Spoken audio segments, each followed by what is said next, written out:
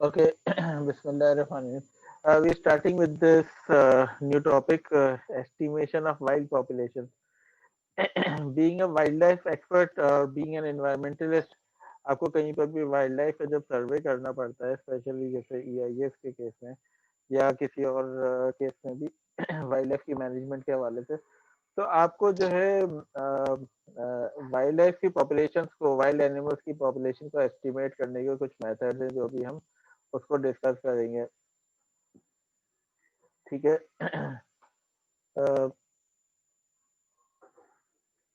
ये एस्टिमेशन जो है वो कब करने पड़ते हैं? अक्सर ये होता है कि वंस अ ईयर या उससे ज्यादा भी हो सकते हैं। ठीक है, एस्टिमेशन की जरूरत पड़ सकती है या जब आपका प्रोजेक्ट वहां पर है उस वक्त आपको जरूरत हो सकती है पॉपुलेशन को एस्टिमेट करने की। ठीक है। और दूसरी बात ये हो सकती है कि जैसे बाल जगहों पे गेम एनिमल्स होते हैं। You know what is a game animal? कोई जानता है? सर जिनकी गेम ट्रॉफी एनिमल हंटिंग वगैरह होती है। मीन्स, हाँ, जिनकी ट्रॉफी हंटिंग होती है या जो भी शिकारी जानवर होते हैं। ठीक है, जैसे गेम रिजर्व होते हैं जहाँ शिकार करवाया जाता है, तो जैसे उसकी जिनको फीस पे ली करके जाती जिनकी है और हंटिंग होती उसके है। अगेंस्ट, जी हाँ, जी हाँ, बिल्कुल सही, बिल्कुल सही। तो उस केस में आपको जहाँ पर गेम एनिमल्स होते हैं वहां पर आपको रेगुलरली साल में 2-3 दफा जो है वो आपको करनी पड़ती है। यानी पॉपुलेशन एस्टिमेशन यूजुअली कर किया ये जाता है कि ब्रीडिंग सीजन से पहले और बाद में जो है वो की जाती है एस्टिमेशन। ठीक है, या ये होता है कि ब्रीडिंग या फिर ये होता है कि हंटिंग सीजन से पहले और बाद में की जाती है पॉपुलेशन एस्टिमेशन। तो ये मुख्तलिफ तरीके का, मुख्तलिफ उसकी फ्रीक्वेंसीज होती हैं, उसकी ज़रूरत के मुताबिक आप उसको करते हैं। नॉर्मली जो भी पॉपुलेशन की एस्टिमेशन होती है उस 4 तरह के अप्रोचेस उसमें इस्तेमाल होती हैं। Number 1 is the total count. ठीक है, टोटल काउंट मीन्स कि आप जितने भी नंबर ऑफ इंडिविजुअल्स हैं उस जगह पर आप उन सबको जो है वो काउंट करेंगे। ठीक है, this is called the total count. ठीक है।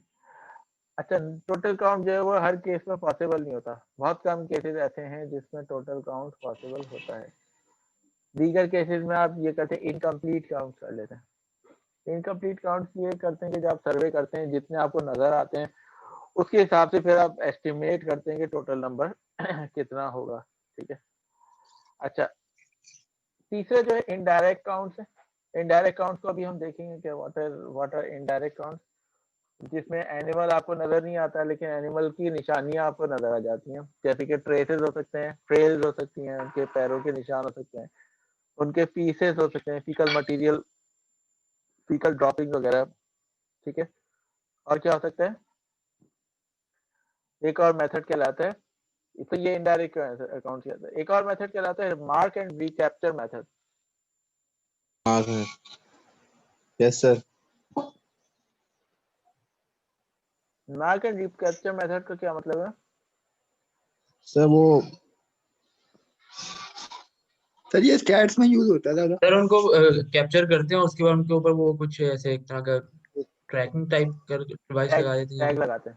Sir mark yes. लगा देते हैं। सर मार्क लगा के ना फिर दोबारा हाँ, उसको उसके फिर ऊपर एक, होते हैं और फिर वेरी गुड, दोबारा कैसे उसके ऊपर टैग करके कर देते हैं, जी ये एनिमल को कितने टैग कर विदाउट देते हैं। ठीक है। जी हाँ हाँ, अभी हम उसकी डिटेल में जाएंगे, उसके मेथड की डिटेल में भी हम जाएंगे, देखेंगे कि किस तरह से उसके किए जाता है एस्टिमेशन। ठीक है। तो mark and recapture method, indirect counts और इनकम्प्लीट काउंट, ये तीनों जो मेथड हैं ये पॉपुलेशन को एस्टिमेट करने में इस्तेमाल होते हैं। एस्टिमेट का मतलब क्या है कि आप अंदाजा लगाते हैं कि टोटल पॉपुलेशन कितनी होगी। ठीक है, इसे कहते हैं एस्टिमेशन। जबकि ऊपर जो मेथड दिया हुआ है वो क्या है? Total count. टोटल काउंट जहां पर होता है वहां एस्टिमेशन की जरूरत नहीं है। टोटल काउंट का मतलब ये है कि कोई लेक है और उसमें अगर डक्स उसमें रहती हैं तो आपने काउंट कर ली कितनी डक्स है, वो टोटल काउंट होगा। ठीक है। लेकिन जब आप टोटल काउंट नहीं कर सकते तो फिर आप एस्टिमेशन पे जाते हैं। एस्टिमेशन के लिए जो नीचे 3 मेथड जो दिए हुए हैं, incomplete count, direct count and mark and recapture method, ये जो है ये एस्टिमेशन के लिए इस्तेमाल होते हैं।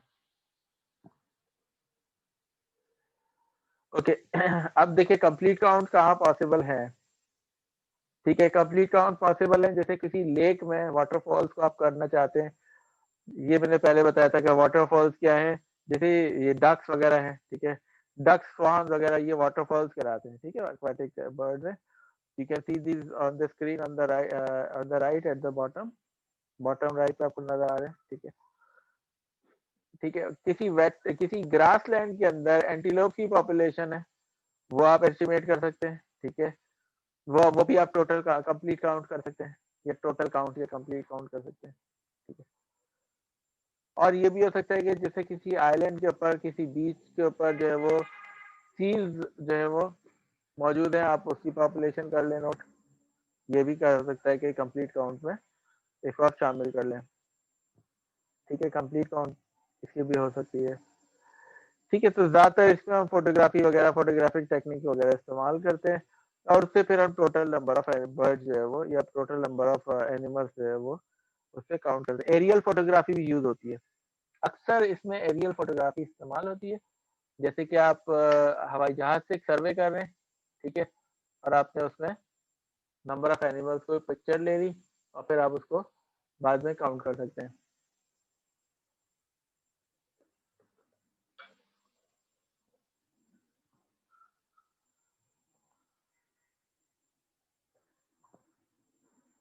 अच्छा, अब देखिए इनकम्प्लीट काउंट की बात करते हैं।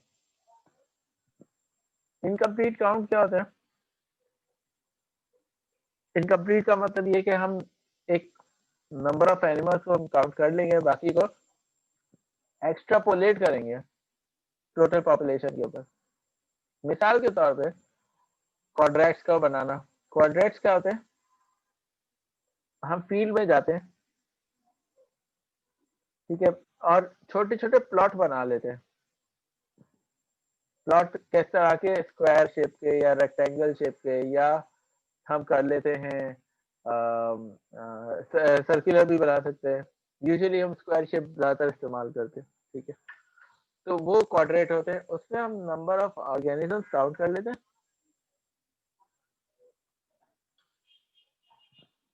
और फिर उसको पर हेक्टर पे, पर एकड़ पे हम उसको मल्टीप्लाई कर सकते हैं। एक और होती है स्ट्रिप सेंसेस। स्ट्रिप सेंसेस क्या होता है कि आप एक लकीर बनाते हैं, ट्रांजैक्ट बनाते हैं,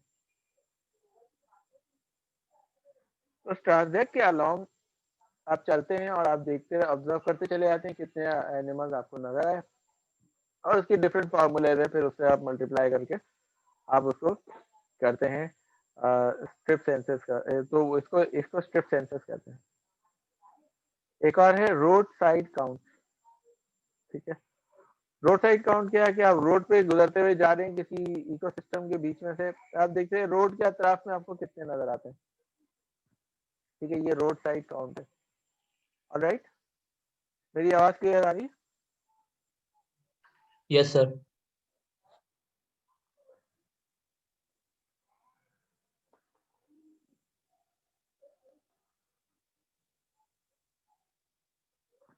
एक और क्या कहलाता है? Flushing count. फ्लशिंग काउंट का मतलब ये है कि जब आप जा रहे हैं, अचानक से परिंदे उड़ के भागते हैं, ये कहलाता है फ्लशिंग काउंट। फिर बूमिंग और ड्रमिंग काउंट है। ठीक है, शोर मचाते हैं, आवाज निकालते हैं, जोरदार हु करके आवाज लगाते हैं, या ढोल बजाते हैं, एनिमल भागते हैं निकल के, उनको काउंट कर सकते हैं। ये भी एक इनकम्प्लीट काउंट की एक टेक्निक है। ठीक है,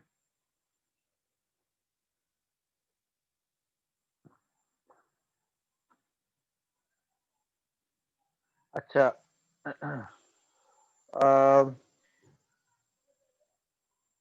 अब देखिए ये एक इनकम्प्लीट काउंट के मैं एक मेथड यहाँ पर अभी शेयर कर रहा हूँ, बाकी हम बाद में और डिटेल मेथड से नेक्स्ट क्लास में भी करेंगे। ठीक है, मिसाल के तौर पे जो है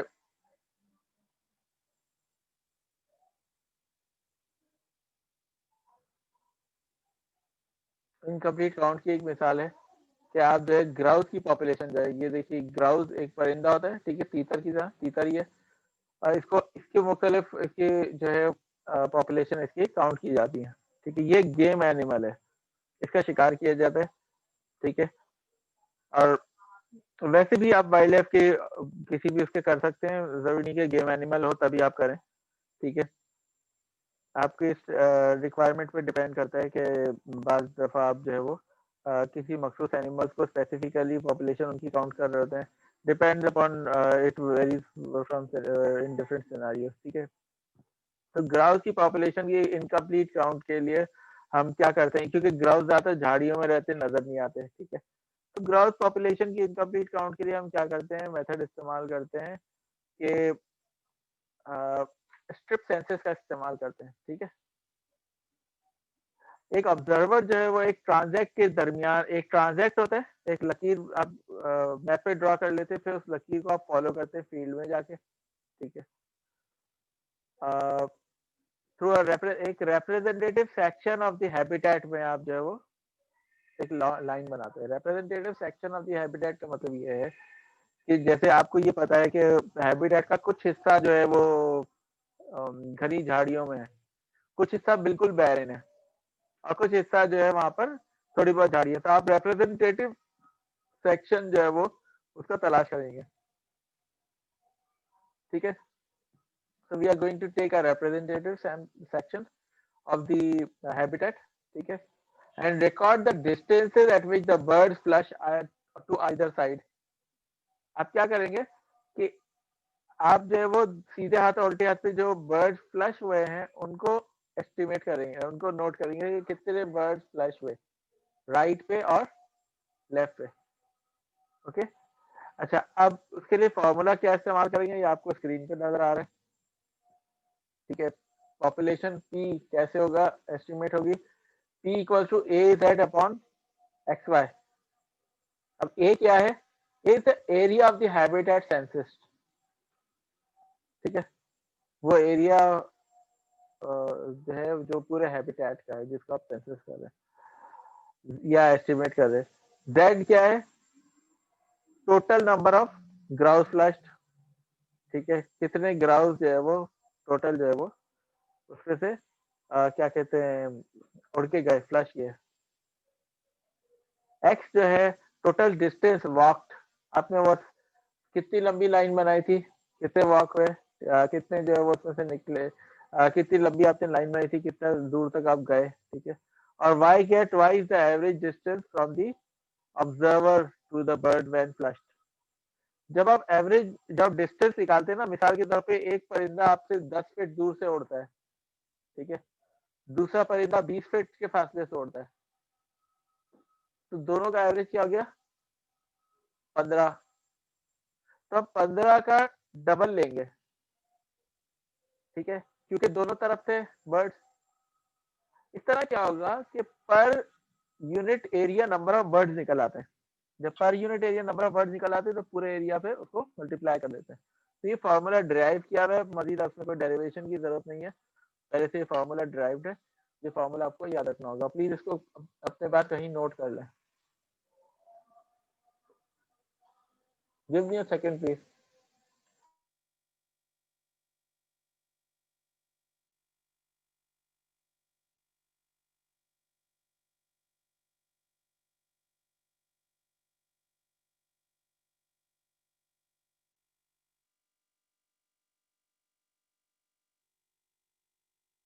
ओके,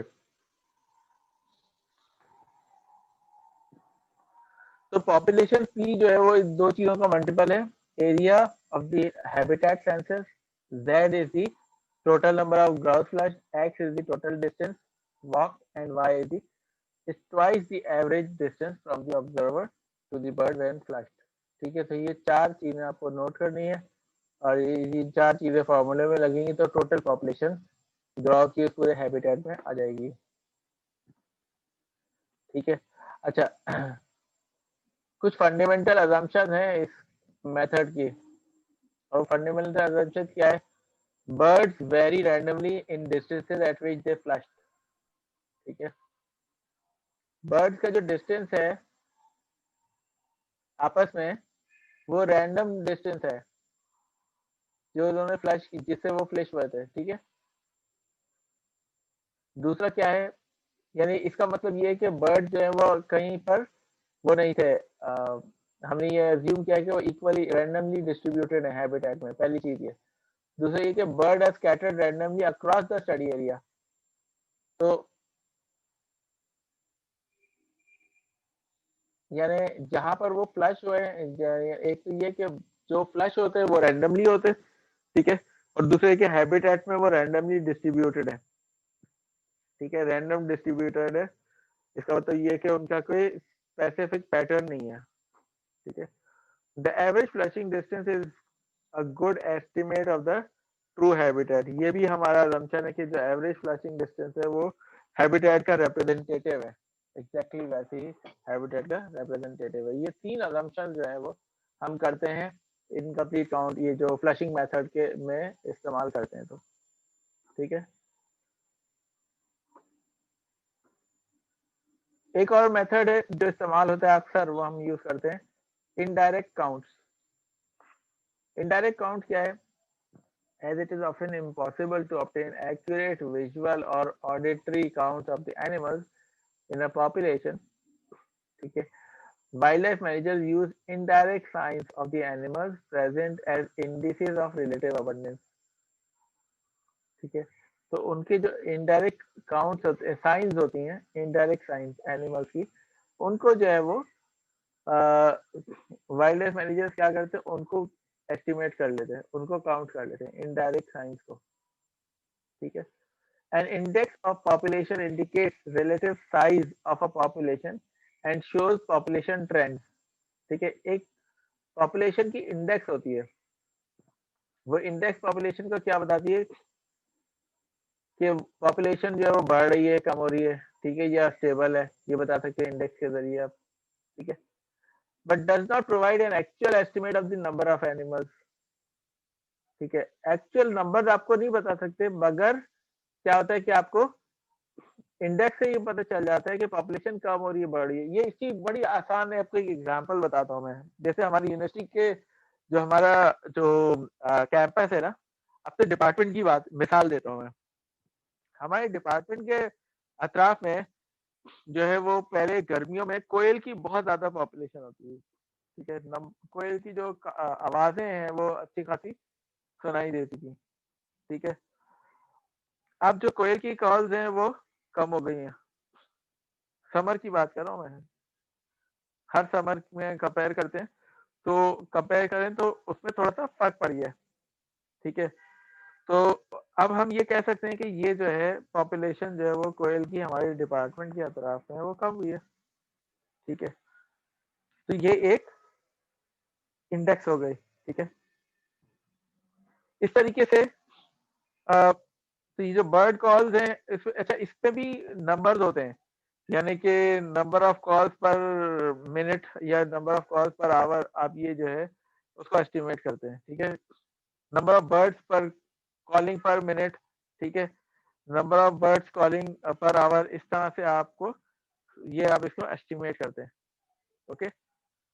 तो वैसे आप किसी जगह पे खड़े होके सुनेंगे ना, तो आपको अंदाजा हो जाएगा कि एक ही परिंदे की आवाज आ रही है या मुख्तलिफ डायरेक्शन से आवाजें आ रही है और मुख्तलिफ डिस्टेंसेस से आ रही है, तो आप उसके ऊपर नंबर ऑफ बर्ड जो है वो कर सकते हैं। Similarly there are other indirect counts methods, जैसे कि मस्क रैट के हाउसेज हैं, ठीक है। You can also counting this cats, यानी कि फीकल पैलेट्स हैं, आप उनको काउंट कर सकते हैं, ठीक है। अब डियर है, डियर के, रैबिट्स के, मैमल्स के, मैमल्स के भी कर सकते हैं, दूसरे एनिमल्स के, मैमल्स को तो आसानी से हो जाता है ये, ठीक है। तो ये आप काउंट कर सकते हैं और उसके जरिए फीकल पैलेट के जरिए आप कर सकते हैं।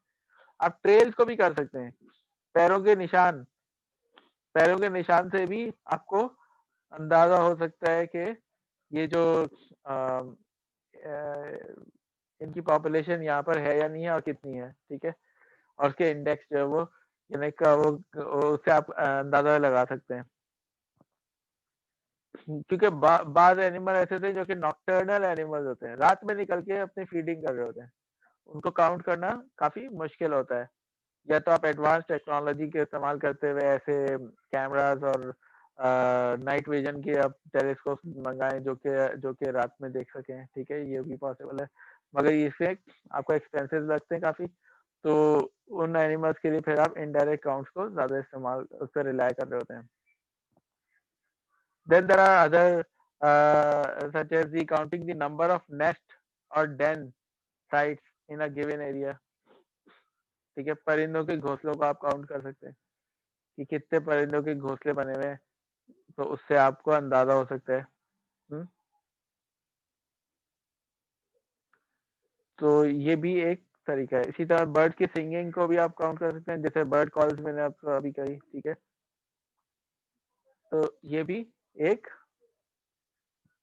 सेंसस का यानी इनडायरेक्ट काउंट का एक तरीका है। अच्छा, एक है मार्क एंड रिकैप्चर मेथड। अच्छा, अगर आप अलाउ करें सिर्फ 2 मिनट के लिए मुझे, ठीक है, हम 2 मिनट के बाद ओके। तो here we were indirect counts को हम डिस्कस कर रहे थे, ठीक है, हमने ये कहा कि लेट मी, हाँ, क्या क्या चीजें हैं जो हम इनडायरेक्ट काउंट के तौर पे हम उसको ले सकते हैं, ठीक है, फीकल पैलेट्स हो सकते हैं, ट्रेल्स हो सकती हैं, ठीक है, एनिमल्स के हाउसेस हो सकते हैं, नेस्ट या डेन हो सकते हैं एनिमल्स के, ठीक है, so we can use this. अच्छा, एक मेथड है, एक और मेथड है mark and recapture method.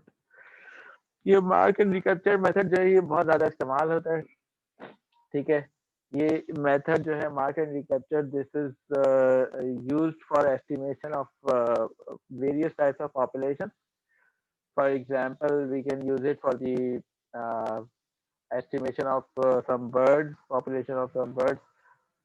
We can use this for fish, ठीक है, किसी क्लोज प्लेस से कोई लेक है, उसमें आप फिश की पॉपुलेशन एस्टिमेट करना चाहते हैं, तो आप ये तरीका इस्तेमाल कर सकते हैं, ठीक है, और बहुत सारे और एनिमल जो है वो उनके लिए इस्तेमाल कर सकते हैं।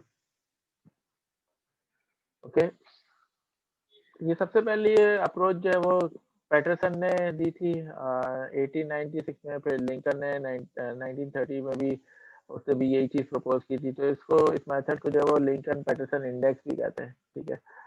हालांकि this method is not actually index, this is not an index, it is for the estimation of total population, ठीक है। जैसे कि इनडायरेक्ट काउंट्स में इनकम्प्लीट इनडायरेक्ट काउंट्स में हम जो है वो इंडेक्स निकाल रहे होते हैं, ठीक है, उसमें पॉपुलेशन का सही अंदाजा हम नहीं लगा सकते, नंबर ऑफ ऑर्गेनिजम्स कितने, नंबर ऑफ इंडिविजुअल्स कितने हैं किसी भी एक पॉपुलेशन के, मगर यहाँ पर ये जो है ये एक्चुअली एस्टिमेशन होता है, ठीक है, टोटल की एस्टिमेशन है।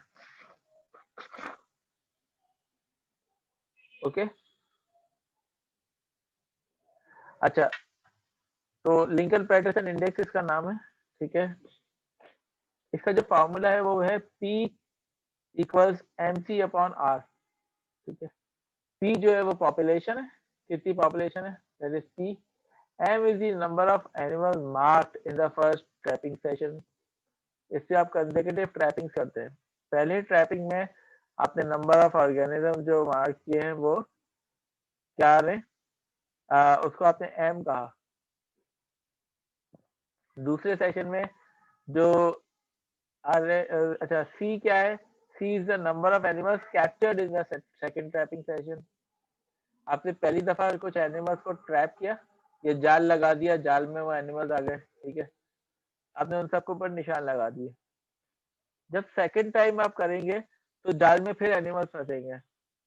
The number of animals found in the second trap is C, ठीक है, and R is the number of marked animals recaptured in the second trapping session.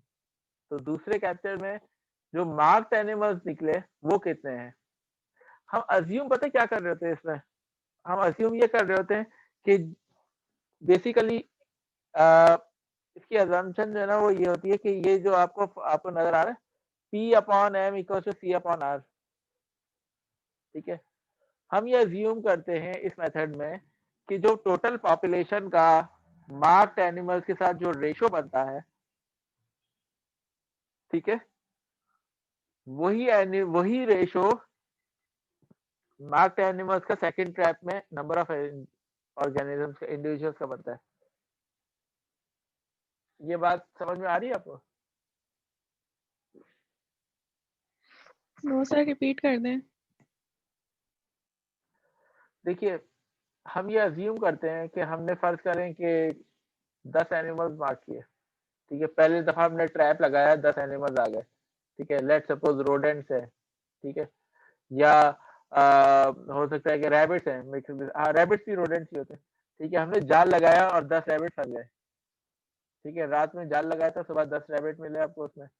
आपने उन रैबिट्स के कानों पे टैग लगा दिया, ठीक है। अब दोबारा आपने फिर उन रैबिट्स को छोड़ दिया, सही है। आपने सेकंड दोबारा फिर जाल लगाया, 1-2 दिन छोड़ के आपने दोबारा जाल लगाया। अब आपने दोबारा रैबिट्स को पकड़ा, ठीक है। अब जो रैबिट्स का जो उसमें कुछ होंगे जिनमें टैग लगा हुआ होगा, कुछ होंगे जिनमें टैग नहीं लगा होगा, ठीक है। जो कुछ होंगे, यानी इसका मतलब ये हुआ कि कुछ ऐसे हैं जो कि सेकंड टाइम ट्रैप में और कुछ वो हैं जो कि फर्स्ट टाइम ट्रैप में। समझ में आ गई बात? कुछ फर्स्ट टाइम ट्रैप में, कुछ सेकंड टाइम ट्रैप में।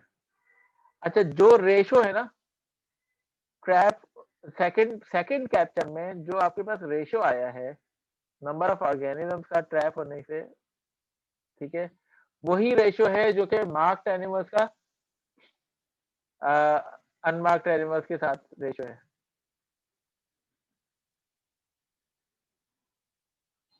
ठीक है। मिसाल के तौर पे सेकंड टाइम जब आपने ट्रैप लगाया ना, तो आपके पास 8 रैबिट्स आए, 8 में से जो है वो 2 के ऊपर टैग लगा हुआ था, ठीक है। अगर 2 पे टैग लगा हुआ था तो इसका मतलब रिकैप्चर जो आर की जो वैल्यू है ना, can you see on the screen, मेरा माउस नजर आ रहा है?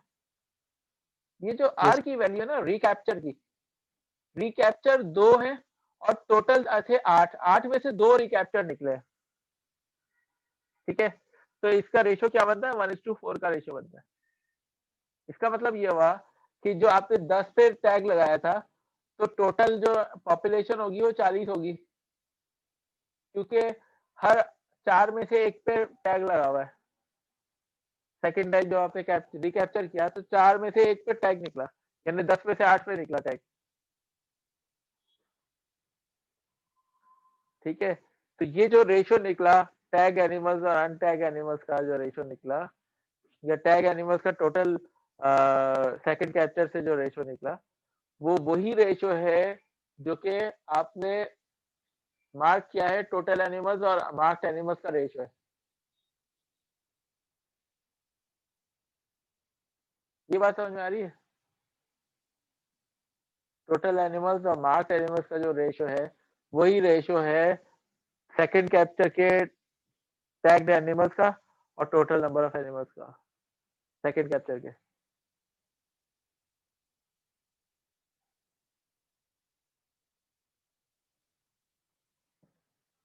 Do you get this? Yes sir. तो उस रेशियो की बेस पे हम मल्टीप्लाई कर लेते हैं, ठीक है। तो total population upon marked animals is the same as second capture upon remarked animals. इनका जो रेशियो है वही रेशियो इनका भी होगा, ये अजम्पशन होती है हमारी, और इस अजम्पशन की बेस पे हम ये फॉर्मूला निकालते हैं P = MC/R, ठीक है। M is the number of animals marked in the first trapping session। पहली दफा आपने मार्क किए थे 10 रैबिट्स को, ठीक है। C is the number of animals captured in the second trapping session। C दूसरे में आ गया, ठीक है, दूसरे में जो टोटल एनिमल्स आए थे, ठीक है। And R is the number of marked animals recaptured in the second trapping session। तो आर जो है वो सेकंड ट्रैपिंग फेज है। मैं आपको इसके एक छोटा सा आपको एक एग्जांपल देता हूँ, उस एग्जांपल को आप जरा सा करेंगे ना तो आपको समझ में आ जाएगा, पूरे मेथड समझ में आ जाएगा। ठीक है, अच्छा आपको एक लेट्स सपोज कि हम जाते हैं हालेजी लेक जाते हैं, ठीक है, हालेजी जाते हैं हम, और हालेजी लेक में हम जो है वो रोहू मछली पकड़ते हैं जाल डाल के। ठीक है, हमने कैच की रोहू फिश, रोहू फिश को हमने क्या किया, यानी जाल में हमने सिर्फ रोहू फिश अलग कर ली, बाकी वापस डाल दी। अब रोहू फिश की जो टेल थी, टेल के ऊपर आपने एक टैग लगा दिया। ठीक है, टैग लगा दिया आपने टेल के ऊपर। फर्ज करें कि उसमें आपके पास आई, पहली दफा में आपने जो पकड़ा था आपके पास आई 15 रोहू फिश आई। ठीक है, तो आपके पास जो एम होगा वो क्या होगा, एम की वैल्यू क्या होगी, 15 15 होगी सर। 15 हो जाएगी। हाँ, पहली दफा आपने 15 रोहू पकड़ी, 15 हो गई। सब 15 पे आपने हर फिश की जो दुम थी आपने उसमें एक टैग लगा दिया। ठीक है, ये एम की वैल्यू 15 हो गई। फिर आपने उन सबको वापस छोड़ दिया। ठीक है, अच्छा दूसरी दफा फिर आप गए, आपने दोबारा रैंडमली किसी जगह से ना मछली पकड़ ली, वहां पर हालीजी में दोबारा आप गए और आपने दोबारा मछलियां पकड़ ली। ठीक है, दोबारा जो मछलियां आई उनमें से लेट्स सपोज के 12 जो थी वो रोहू फिश थी। ठीक है, 12 थी रोहू, और उस 12 में से 2 पे टैग लगा हुआ था। सही है, तो सेकंड, अब सी की वैल्यू क्या होगी, 2 होगी सर, जो हमने पिछले पकड़ा था उनमें सी से की 2 वैल्यू, हमारे पास दोबारा आए हैं। हाँ उसमें से 2 दोबारा आई हैं, यानी 2 जो है वो रिकैप्चर हुई है। ठीक है, तो आर की वैल्यू क्या होगी, 2 आर की वैल्यू 2 होगी, और सी की वैल्यू क्या होगी, 12 होगी सर। 12 होगी। अच्छा अब देखिए जरा, देखिए 12 और 2 का जो बनता है रेशो, इस पे देखिएगा 12 और 2 का रेशो क्या बनता है, 6:1, ऐसे ही है ना। Yes sir 6:1। तो अगर हम m की जगह पे 15 रखते हैं, जो कि पहली दफा हमने टैग लगा था, तो ये पॉपुलेशन कितनी होनी चाहिए रोहू की उसके अंदर, ये p जो है, p जो पॉपुलेशन है रोहू की उस हैबिटेट में, वो कितनी होनी चाहिए,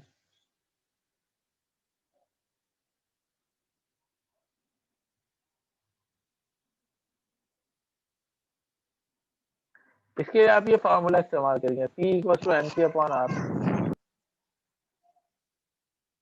जरा इसको करें मल्टीप्लाई, सर 90 होगी। 90 होगी। वेरी गुड, सबने कर लिया ये,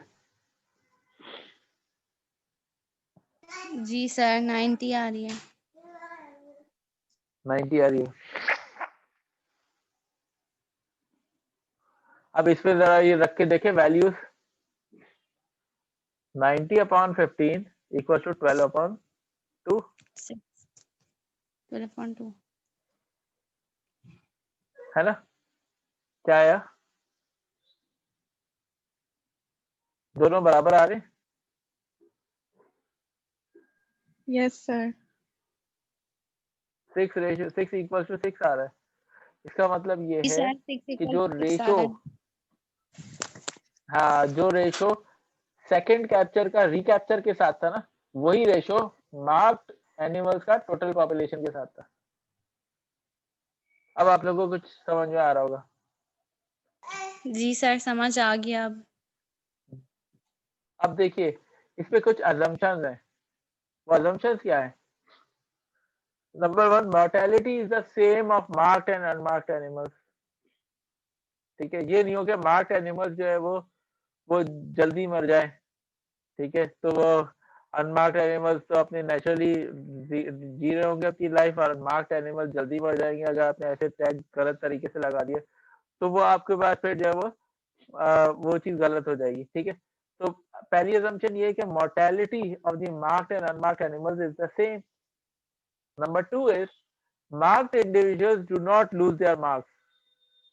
ठीक है, आपने टैग लगाया और टैग निकलेंगे नहीं, वो लगे रहेंगे, ये आपका assumption है। ठीक है, Number 3 is marked individuals are caught at the same rate as unmarked individuals. ठीक है, no trap happy और trap shy animals, यानी कि जो सेकंड टाइम मार्क करने का जो चांसेस है ना, वो उतने ही हैं जैसे फर्स्ट टाइम मार्क करने के चांसेस होते हैं। ठीक है, यानी ऐसा नहीं होगा कि ये हम अज्यूम कर रहे हैं तो एनिमल्स जो है वो ट्रैप को पहचान के उससे भागेंगे नहीं। ठीक है, जाल को पहचान के जाल से भागेंगे नहीं, या ये भी नहीं होगा कि वो जानबूझ के जाल में फंस जाएंगे। ठीक है, ये भी हम तो ट्रैप हैप्पी या ट्रैप शाय एनिमल्स नहीं होंगे, ये हमारा assumption है। The population has no significant recruitment or ingress. ठीक है, एक चीज समझ लीजिएगा कि पॉपुलेशन को जो चीज गवर्न करती है,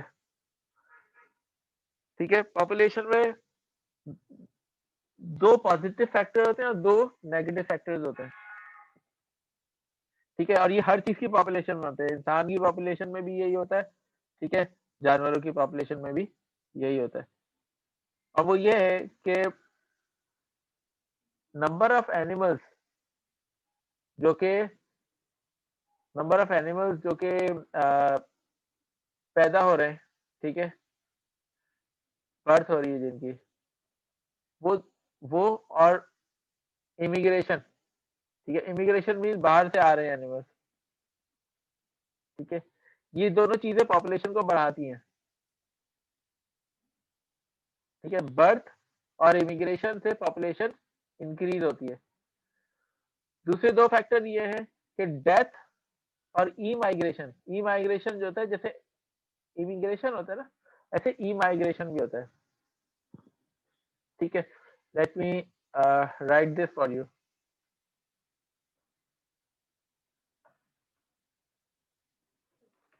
Birth and immigration.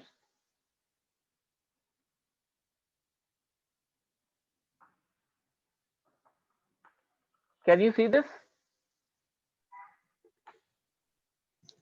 Yes, sir. ठीक है, बर्थ और इमिग्रेशन जो ये पॉजिटिव चेंज ला रहे हैं, यानी पॉपुलेशन को बढ़ा रहे हैं। ठीक है, और डेथ एंड ई माइग्रेशन, ठीक है, ये नेगेटिव फैक्टर्स हैं, इनसे पॉपुलेशन कम होती है। ठीक है, तो ये दो चीजों से पॉपुलेशन बढ़ती है और इन दो चीजों से पॉपुलेशन कम होती है। ठीक है, तो हम ये अज्यूम करते हैं, हमारे इसमें हम ये अज्यूम करते हैं कि ये जो the population has no significant recruitment और ingress, ठीक है, बर्थ या इमिग्रेशन नहीं है, और the population has no significant egress, ingress भी नहीं है और egress भी नहीं है। ingress का मतलब है कि इंक्रीज, ठीक है, और egress का मतलब है डिक्रीज। ठीक है, कि डेथ और इमिग्रेशन नहीं है। ठीक है, इस दौरान ये जो पहला आपने कैप्चर लगाया था, जाल डाला था, या पहली दफा आपने कैप्चर किया था, और जो सेकंड कैप्चर किया, इस दौरान पॉपुलेशन में डेथ भी नहीं हो रही, बर्थ भी नहीं हो रही। ठीक है, और इस दौरान पॉपुलेशन माइग्रेट करके बाहर नहीं जा रही और बाहर से कोई अंदर नहीं आ रहा माइग्रेट करके। ठीक है, तो you can gas these things. For example, आप ये अंदाजा लगा सकते हैं कि जैसे कोई ब्रीडिंग सीजन अगर बर्ड्स का या फिश का नहीं है, तो आप ये अज्यूम कर सकते हैं कि ठीक है, ये बर्ड्स का ब्रीडिंग सीजन नहीं है, फिश का ये ब्रीडिंग सीजन नहीं है, तो इसमें पैदा नहीं हो रहे मजीद। ठीक है, फिश का स्पॉनिंग सीजन नहीं है, तो इसमें मजीद फिश पैदा नहीं हो रही। ठीक है, दूसरी चीज ये कि आप ये भी अंदाजा कर रहे हैं कि यहाँ से इमिग्रेशन और इमाइग्रेशन इस सीजन में नहीं होती, इस मौसम में नहीं होती। ठीक है, तो आप क्या करेंगे कि फिर उसको एस्टिमेट कर लेंगे, फिर आप अपने एस्टिमेशन करेंगे। ऑलराइट। चलो ये कुछ मेथड थे पॉपुलेशन के, पॉपुलेशन एस्टिमेशन के, जो मैंने आपको आज बता दिए हैं। और कुछ चीजें डायरेक्ट काउंट है, कुछ इनडायरेक्ट है, कुछ टोटल पॉपुलेशन के लिए हैं, कुछ इंडेक्स के लिए हैं। ठीक है, मैंने आपको इसके डिफरेंसेस तो बता दिए। ठीक है, हम लोगों ने इसमें से एक दो मेथड्स को भी हमने जो है वो देख लिया अपनी क्लास में, कि एक तो मार्क एंड रिकैप्चर मेथड क्या होता है, कैसे करते हैं। दूसरा मेथड क्या किया हमने, दूसरा क्या किया था, फ्लशिंग मेथड। ठीक है, ये दो चीजें हमने आज क्लास में डिस्कस की है। नेक्स्ट क्लास में हम इसको फर्दर इसी टॉपिक को आगे लेके जाएंगे। ठीक है, अच्छा हाँ, दो दो और हैं, marked animals mix randomly with unmarked animals. ये भी एक अजम्पशन है। ठीक है, कि आपने जो टैग लगाया उसके बाद ये ना हो कि वो एनिमल बीमार हो जाए, मिक्स ना हो। ठीक है, वो वैसे ही अपने रैंडमली अपने हैबिटेट में डिस्पर्स हो जाएगा, जैसे कि नॉर्मली पहले वो होता था। ठीक है, और ये दूसरा है कि each tapping session captures a representative sample of various age and sex categories from within the population. ये भी एक अजम्पशन है, ये भी, इसका भी ख्याल रखना जरूरी है कि जो ट्रैपिंग दोनों दफा जो ट्रैप कर रहे हैं, तो ऐसा ना हो कि आप सिर्फ मेल्स को पकड़ रहे हैं या सिर्फ फीमेल्स को पकड़ रहे हैं। ठीक है, या ये भी ना हो कि आप सिर्फ ओल्ड एनिमल्स को पकड़ रहे हैं, यंग को नहीं पकड़ रहे, या आप जो है ओल्ड एंड या किसी एज खास एज ग्रुप को आप पकड़ रहे और बाकियों को नहीं पकड़ रहे। ये भी आपका जो है अजम्पशन होना चाहिए, यानी आप इस चीज का ख्याल भी रखेंगे और फिर उसके बाद इस चीज को अज्यूम करेंगे कि ये ऐसा फर्क नहीं होना चाहिए। ठीक है, तो these are 7 different assumptions in this method. ठीक है, ये 7 assumptions है मार्क एंड रिकैप्चर मेथड की। हमने इनडायरेक्ट काउंट को देखा, हमने जो है डायरेक्ट इनकम्प्लीट काउंट्स को देखा, और हमने कंप्लीट काउंट्स को डिस्कस किया। So we are going to discuss further more methods in the upcoming class. All right. Okay sir. इसके लिए मैं सर, अगली आपके क्लास साथ एक कब हैंडआउट होगी? भी शेयर करूंगा। अगली क्लास अगले सैटरडे को होगी। सर किसी और दिन रख लें, मतलब ना इस दिन क्लासेस बहुत ज्यादा होती हैं। सैटरडे को? यस सर, मतलब सर 3-4 क्लासेस होती हैं, तो फिर वो एक के बाद एक के बाद एक होती है, तो ओहो, सर प्रॉब्लम अच्छा है। अच्छा अच्छा अच्छा सर ये आप किसी अच्छा, और ठीक है। ऑल्टरनेट दिन मैं क्या हम थर्सडे को कर सकते हैं क्लास अपनी? सर थर्सडे को यस सर। सर रख लें सर। चलो फिर हम उसको नहीं डिस्कस सर, कर लेंगे नहीं, बाद। We will discuss madam this सप्ताह की लेटर। क्लास होती है। ठीक है, ये मैं आपसे शेयर कर रहा हूँ। ये पॉपुलेशन का ये एक हैंडआउट भी है, इसको भी, ये रीडिंग मटेरियल है, उसके डिटेल्स हैं। और जो मैं आपको स्लाइड्स दिए दे दूंगा, उसमें स्लाइड में वैसे बेहतर ये कि स्लाइड्स आप ना लें, बल्कि इसी से पढ़ लें। ये इसी से स्लाइड बनाई है मैंने। ठीक है, alright. Okay sir. Yes sir. Okay students, कोई सवाल है, कुछ पूछना चाह रहे हैं तो प्लीज पूछ लीजिए। सर टैग करने का क्या मतलब उसका प्रोसीजर होता है, उसको किस चीज से मतलब टैग करते हैं, इसका थोड़ा दोबारा बता दें। अच्छा, टैग करने के लिए मुख्तलिफ चीजें इस्तेमाल कर सकते हैं आप। ठीक है, जैसे आप बर्ड के जो पंजे होते हैं, ठीक है, उसमें आपको ऐसा टैग लगा सकते हैं जैसे कि कोई रिंग की तरह से ऐसी कोई चीज हो जो कि उसके पंजे में फिट आ जाए और बाहर ना निकले। ठीक है, तो वो उस तरह का टैग हो सकता है। ठीक है, जैसे आप अक्सर आप देखते हैं ना कि आपके कपड़ों पे भी टैग लगा होता है ना।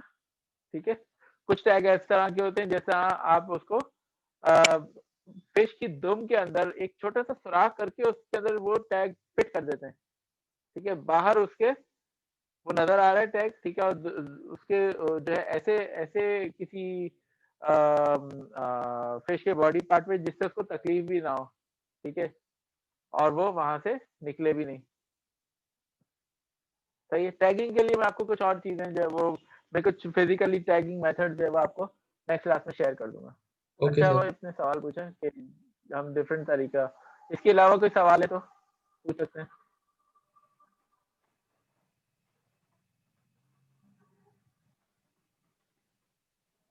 Anyone else?